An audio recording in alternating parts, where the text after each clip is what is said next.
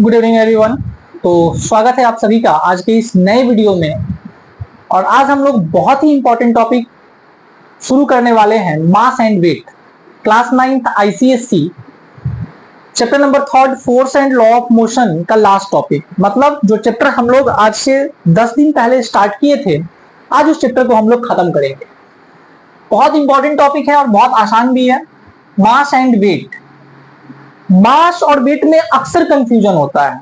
हम लोग कहते हैं कि उसका वेट मेजर करना है, लेकिन एक्चुअल में हम लोग वेट मेजर नहीं कर रहे होते हैं, हम लोग मास मेजर कर रहे होते हैं।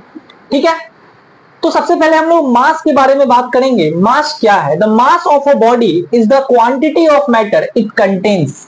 इसका मतलब समझिए, the mass of a body is the quantity of matter it contains. मतलब अगर हम इस चौक के मास की बात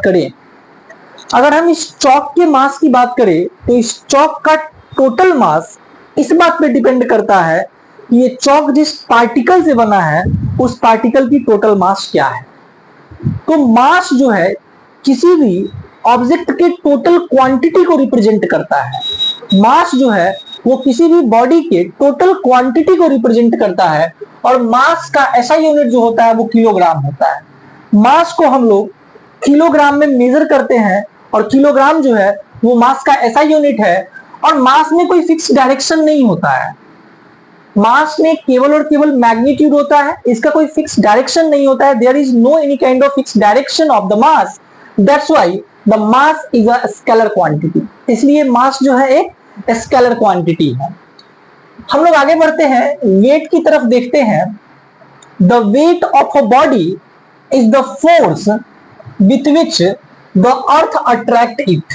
मतलब ये है कि जब आप किसी ऑब्जेक्ट को अपने हाथ पे उठाते हैं तो वो ऑब्जेक्ट आपके हाथ पे एक फोर्स लगाता है। आपको लगता है कि मेरे हाथ को कोई दबा रहा है, मेरे हाथ पे कुछ भारी सा रखा हुआ है। एक्चुअल में वो उस ऑब्जेक्ट का वेट होता है। और वो वेट जो है कहां से आता है? जब हम अपने हाथ पे किसी ऑब्जेक्ट को रखते हैं तो उस ऑब्जेक्ट पे जो अर्थ है वो ग्रेविटी लगा रहा है। अर्थ क्या लगा रहा है? ग्रेविटी लगा रहा है। उस ग्रेविटी की वजह से जो ऑब्जेक्ट के द्वारा फोर्स लगाया जाएगा, वह फोर्स जो है उस ऑब्जेक्ट का वेट कहलाता है।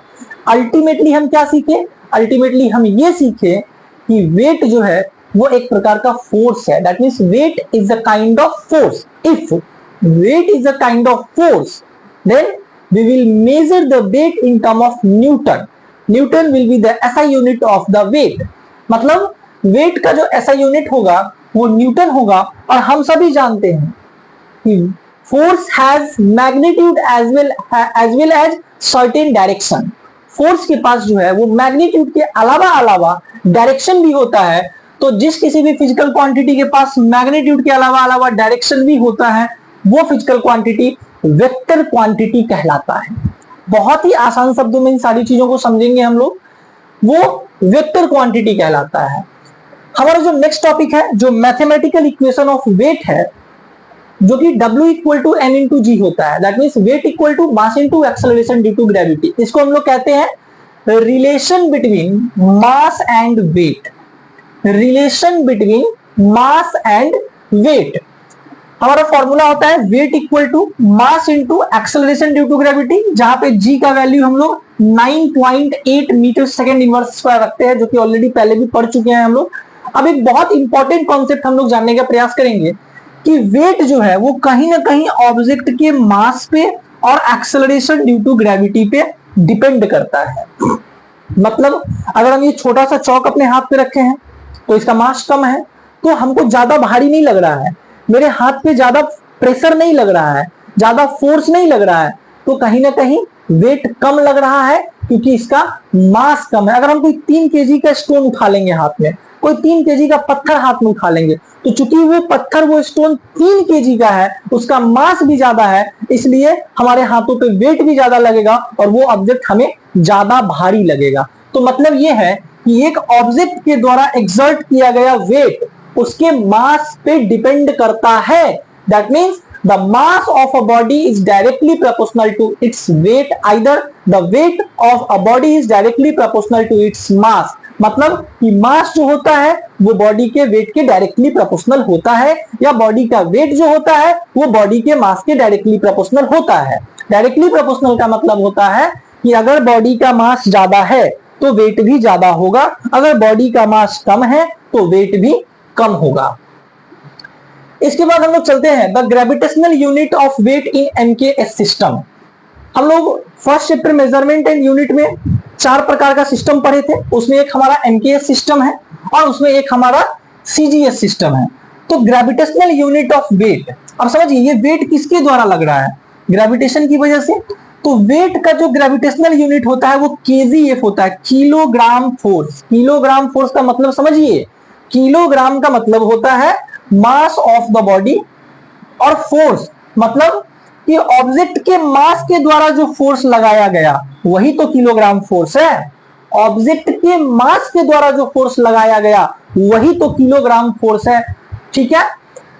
और इसका जो सीजीएस यूनिट होता है, इसका जो सीजीएस यूनिट होता है वो जीएफ होता है। जीएफ का मतलब गर्लफ्रेंड नहीं समझना है, ठीक है। जीएफ का मतलब यहाँ पे हम लोग को ग्राम फोर्स समझना है, और gram is the unit of force, मतलब ग्राम की वजह से जो फोर्स लगेगा उसी को हम जीएफ कहते हैं। तो फिजिक्स में जीएफ का मतलब बिल्कुल भी गर्लफ्रेंड नहीं होता है। फिजिक्स में जीएफ का मतलब जो है वो ग्राम फोर्स होता है, मतलब ऑब्जेक्ट का मास ग्राम में दिया हुआ है और उस ग्राम की वजह से जो वो ऑब्जेक्ट फोर्स एक्सर्ट करेगा उसी को हम जीएफ कहते हैं। बहुत अच्छे से ध्यान रखना है, ठीक है। 1 केजीएफ जो है वो 1000 जीएफ के बराबर होता है। 1 kilogram force, 1 kilogram force, 1 kilo girlfriend नहीं पढ़ना है, ठीक है। 1 किलोग्राम फोर्स जो है वो 1000 जो है ग्राम फोर्स के इक्वल होता है, ठीक है। बहुत बेसिक बात है। अब देखिए, अगर हमको केजीएफ से न्यूटन में चेंज करना है तो 1 केजीएफ इक्वल टू 9.8 न्यूटन। ये बहुत इंपॉर्टेंट यूनिट है न्यूमेरिकल्स के लिए, इसको ध्यान में रखना है। और 1 जीएफ इक्वल टू 1 जीएफ, चूंकि ये हमारा क्या है, एमकेएस सिस्टम है, तो यहाँ पे हम एमकेएस से एसआई में जा रहे हैं। तो 1 केजीएफ इक्वल टू 9.8 न्यूटन होता है और 1 जीएफ इक्वल टू 980 डाइन होता है। ध्यान रखना है, 1 gram force equal to 980 dine होता है। और आप स्पेशली लड़कों अपने जीवन के लिए आप ये भी समझ सकते हैं कि बेटा 1 गर्लफ्रेंड जो होती है वो 980 डायन के बराबर होती है, जो कि तुम्हारी जिंदगी को बर्बाद करने के लिए बहुत काफी है। इसलिए कृपया इनसे दूरी बनाकर रखें।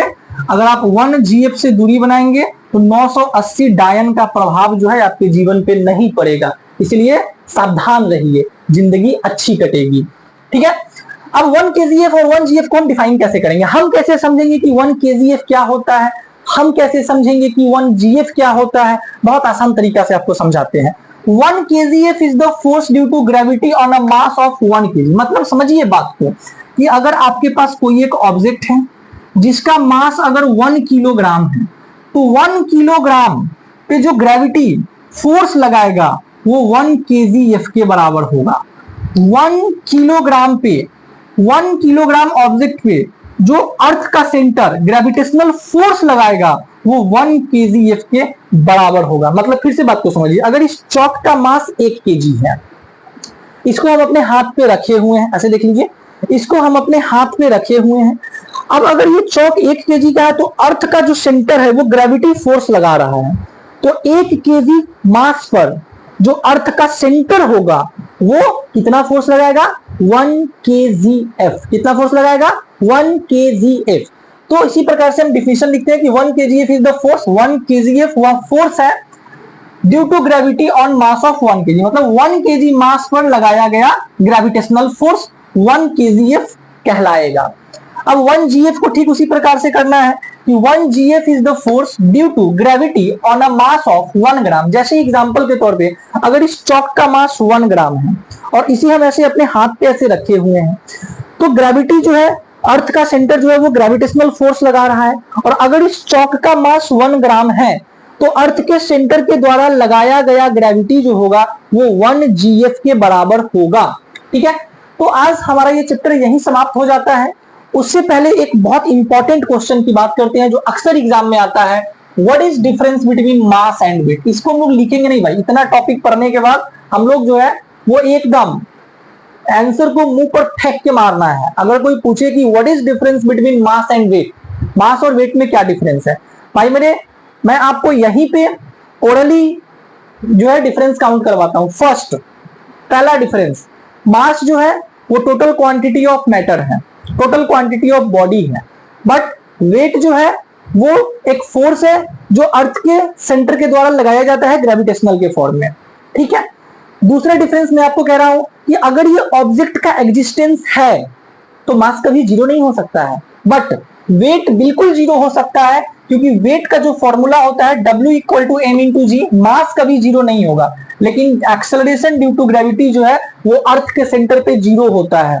तो अगर एक्सेलरेशन ड्यू टू ग्रेविटी अर्थ के सेंटर पे जीरो होगा तो ऑब्जेक्ट का वेट भी अर्थ के सेंटर पे जीरो होगा। तो दूसरा डिफरेंस हमारा आएगा, mass can never be zero but weight can be zero. तीसरा डिफरेंस भाई मेरे, मास कभी निगेटिव नहीं हो सकता है, मास कभी निगेटिव नहीं हो सकता है, बट वेट निगेटिव हो सकता है। तीसरा डिफरेंस मैं आपको बता रहा हूं, the SI unit of mass is kilogram and the SI unit of weight is newton. ठीक है, ये आपके पास चार बेसिक डिफरेंस है जो आप आसानी से लिख सकते हैं। पांचवा डिफरेंस है आपका, मास जो है वो स्केलर क्वांटिटी है, mass is a scalar quantity and weight is a vector quantity. Weight जो है वो वेक्टर क्वांटिटी है और मास जो है वो स्केलर क्वांटिटी है। बहुत बेसिक बात है, इसको ध्यान में रखना है। और एक चीज और लिख सकते हैं आप, mass will not change with respect to time and place. अगर इस ऑब्जेक्ट का मास 1 केजी अर्थ प्लैनेट पे है तो मून पे जाने के बाद भी इसका मास 1 केजी ही होगा, लेकिन वेट जो है वो मून पे बदल जाएगा। क्यों? क्योंकि मून का ग्रेविटेशनल फोर्स अलग है तो उसका एक्सेलरेशन ड्यू टू ग्रेविटी भी अलग होगा।